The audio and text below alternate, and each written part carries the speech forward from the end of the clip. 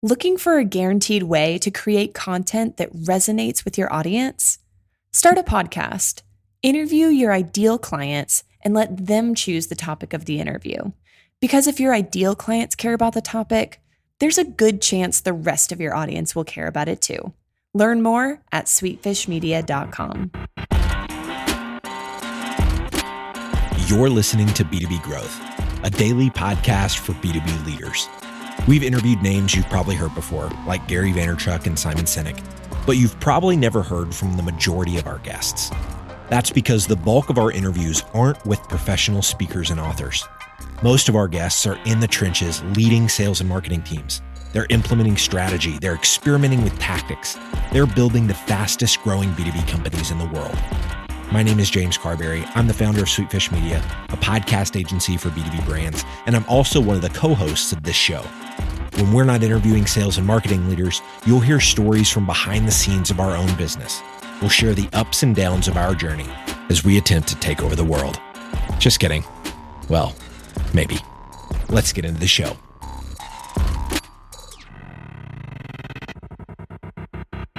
Hey everybody, Drew McClellan here from Agency Management Institute.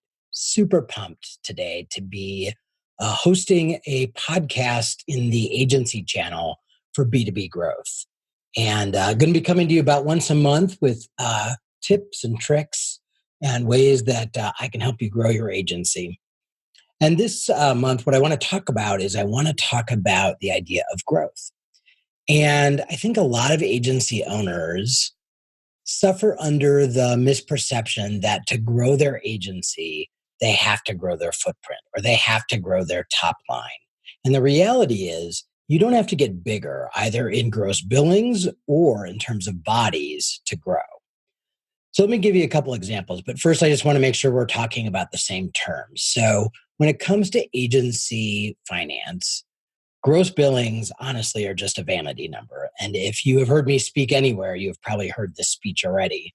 But the truth of the matter is, when you pick up any of the trade pubs, Ad Age, Ad Week, anything like that, what they talk about are gross billings. But what they fail to talk about is how much of that gross billings actually stays inside the agency. So we work with agencies that might be a $20 million agency in gross billings, but because they buy a huge amount of media, at the end of the day, they still only have $1 million to spend on their agency. Or we work with a PR shop that has hardly any cost of goods. And so they might be a $2 million agency and they have $1.3 million to actually spend on their agency. So the number that we care about is adjusted gross income. What that is that's your gross billings minus all of your cost of goods, including any freelance, contract labor, anybody who does not get a W-2 from you. Once you subtract out all the cost of goods, then what you're left with is your adjusted gross income. And that adjusted gross income is the money that you get to keep to actually run your business. So you're going to spend that adjusted gross income in one of three ways. You're going to spend it on people, so loaded salaries, including benefits. You're going to spend it on overhead, rent, equipment, computers, that sort of thing. And then hopefully at the end of the day, there's profit left over. So my point to you is, I think that you can grow your agency without growing your gross billings number. And in some cases, not even growing your adjusted gross income. And you can still make more money. Let me give you some examples. You can grow your business by simply becoming more efficient and effective. So in my own agency, because as many of you know, I've owned my own shop for 24 years, still do. So I do that in conjunction with owning and running AMI. We lost a key employee to retirement. She'd only been with me 18 years. So I guess she earned the right to call it quits. And when I did the math, my sort of natural reaction was, well, of course I have to replace her. She's a full-time person. She was my CFO. But when I ran the numbers and I did the math and I figured out what it was that she was doing for us every day, I realized I had other choices. And what I found out was that I could outsource that function for about 2/3 of the cost. And I am getting everything that I was getting from her. I miss her a lot. But our new partner in this is delivering the exact same deliverables that she did for 2/3 less money. I didn't change my gross billings. I didn't change my adjusted gross income, but I put a significant amount of money down to the bottom line. Another way you can grow by being more efficient and effective is having better vendor negotiations. Many agencies get really sloppy when it comes to negotiating with media or printers. We don't really push them for their best price. And we also don't put it out to bid to 3 or 4 different vendors and let everybody know that we're going out to bid. I promise you, you can probably shave anywhere from 10 to 30% in your hard costs by simply negotiating better with your vendors. So again, not improving your top line, not improving your adjusted gross income, but definitely impacting your bottom line. Another way you can grow your agency without adding more people or even necessarily more clients is by being better at estimating. Agencies, by their nature, are horrible at estimating. Absolutely horrible. And the reason why is because we walk around the office and we go, how long is that going to take you? And how long is that going to take you? And everyone gives us an answer that is sort of the perfect day answer. The I'm not going to get interrupted. The I got 8 hours of sleep. The I'm not worried about my kids' grades, whatever day, which by the way doesn't exist. So if you take your estimates, whatever they are, and you multiply them by 1.3, I promise you that's actually an accurate estimate. No, I'm not telling you to charge your clients more than you should. What I'm saying is charge your clients what you should. So again, by simply estimating more accurately, you're not going to change anything in terms of the deliverables that you give your clients. You're just actually going to get paid for your time. Now, in this case, you are going to change your top line and you are going to change your adjusted gross income, but you don't have to put another body in the office to do this. You just are actually going to get paid for the time that your current team is spending on these projects. Another way you can grow your agency is by becoming even more of a niched expert. So it is very difficult today for an agency to be a generalist. But when you have a subject matter expertise, either in an industry or in a specific audience, or maybe even in a deliverable like SEO, once you have proven that you are a very deeply defined and proven expert, you can charge a premium price.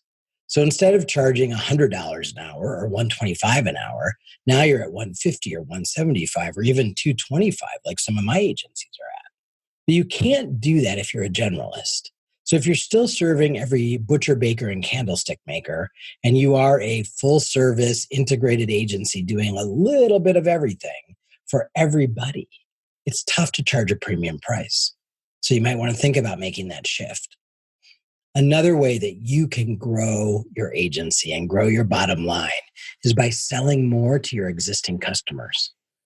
All too often, we get very enamored with the chase, with the hunt of new business. And we absolutely have to have a robust new business effort.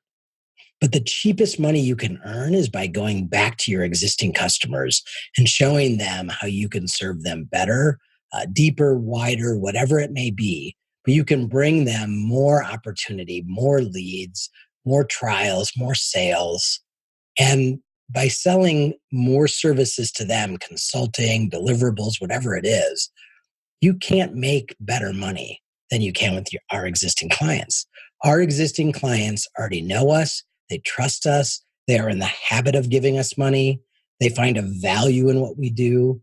So that is the quickest, easiest way to increase your sales.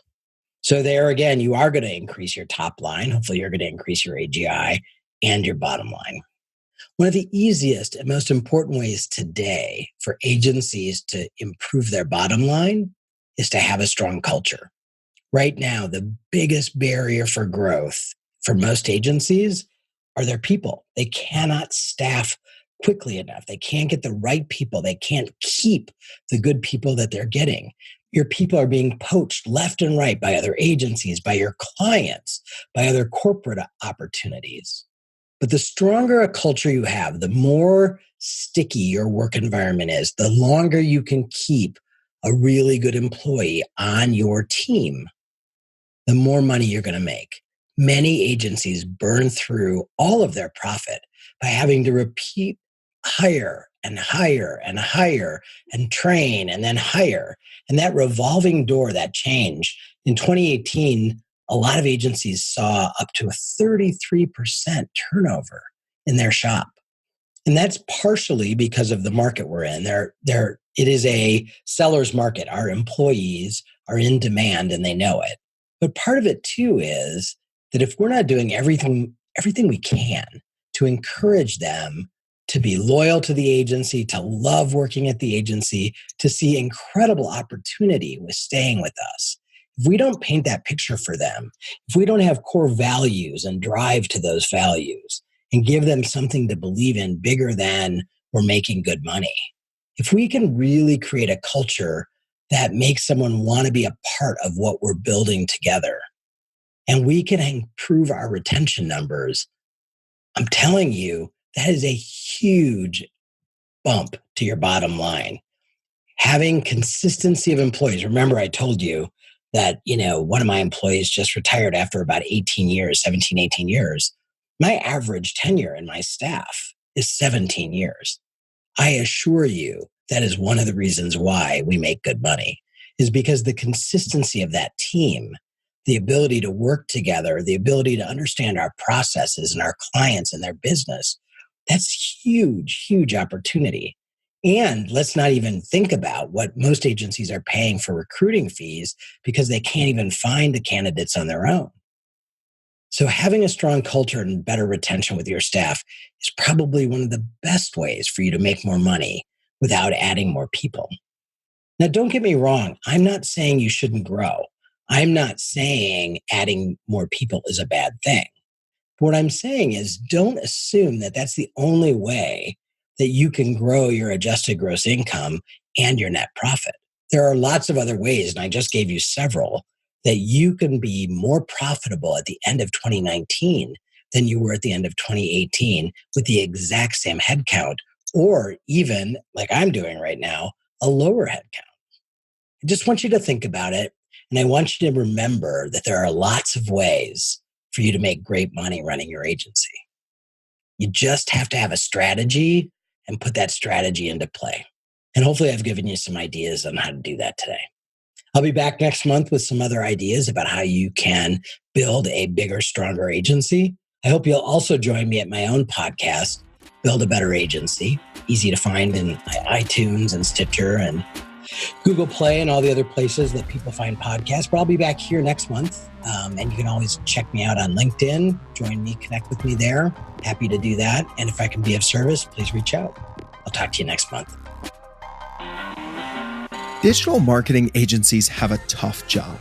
You have to stay on top of the latest marketing strategies for your clients and your agency. What if there was a way you could address both at the same time? Imagine your agency putting out content with greater quality and quantity. Envision bringing your clients a turnkey solution for one of B2B marketing's fastest growing media strategies, podcasting. You know all those clients asking for your help with their account-based marketing efforts? Picture being the first to bring them the idea of content-based networking, showing them the proven strategy for breaking into their most coveted accounts. Here's the concept. Sweetfish Media is looking to work with a limited number of innovative agencies interested in a new partnership model. We produce a podcast for your agency. You introduce the power of podcasting and Sweetfish services to your clients. Everybody wins. Learn more at sweetfishpartners.com.